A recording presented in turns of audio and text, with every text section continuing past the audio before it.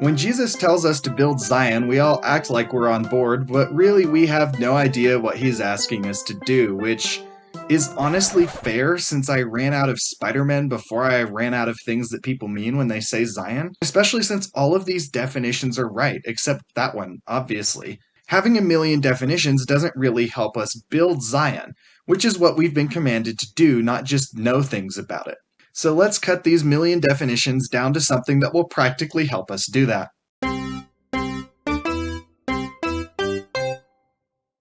Hey guys, Saint Explainer here, explaining my religion in bite-sized chunks, with my tinny backup microphone this week because my normal one is just as broke as I am. Zion is a word that gets thrown around a lot, but when it comes to building Zion, we don't really know what it all means. So I'm going to introduce a useful working definition by way of a comparison to the three kingdoms of glory. The celestial kingdom can be compared to heaven, and the telestial represents the world in which we now live. And if you guys have ever been through the temple, then you know that I'm not just pulling this out of my... Zion is between heaven and earth the way the terrestrial world is between the celestial and the telestial. You heard it here first. Zion is on the moon. What I mean is that when Jesus tells us to build Zion, he's telling us to establish a heaven on earth. An area in which things are done according to a higher law than the law of the world is Zion. And if you're wondering what that law is, we can read in the Doctrine and Covenants, the Lord will be our lawgiver, which means Zion is a place where things are done Jesus' way. Not just doing religion his way, but doing everything his way. Such that a good way to gauge the Zionness of your own life is how much it confuses worldly people.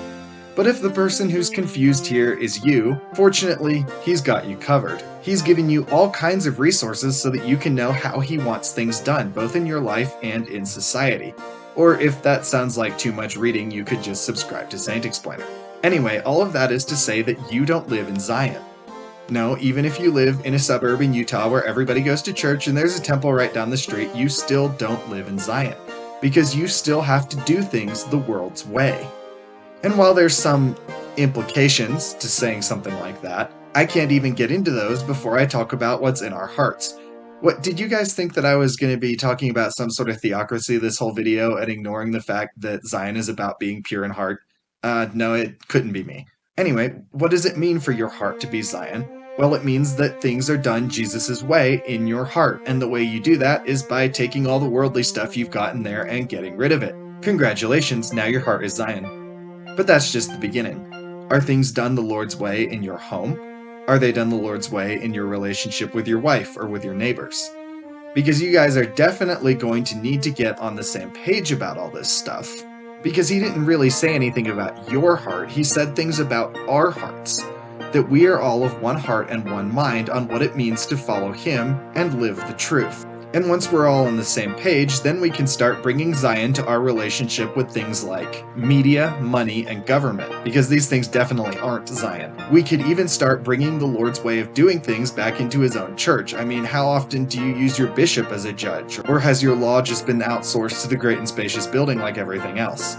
Starting in your heart and working your way out, getting rid of this big guy is how you become Zion. And honestly, there's no downside, because everything that comes out of the great and spacious building these days is actually garbage.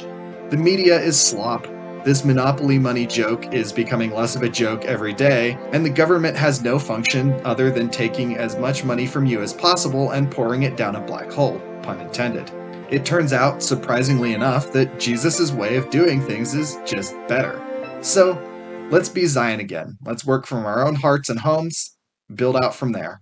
And if you thought this video was too spicy, be sure to check out the one on the left.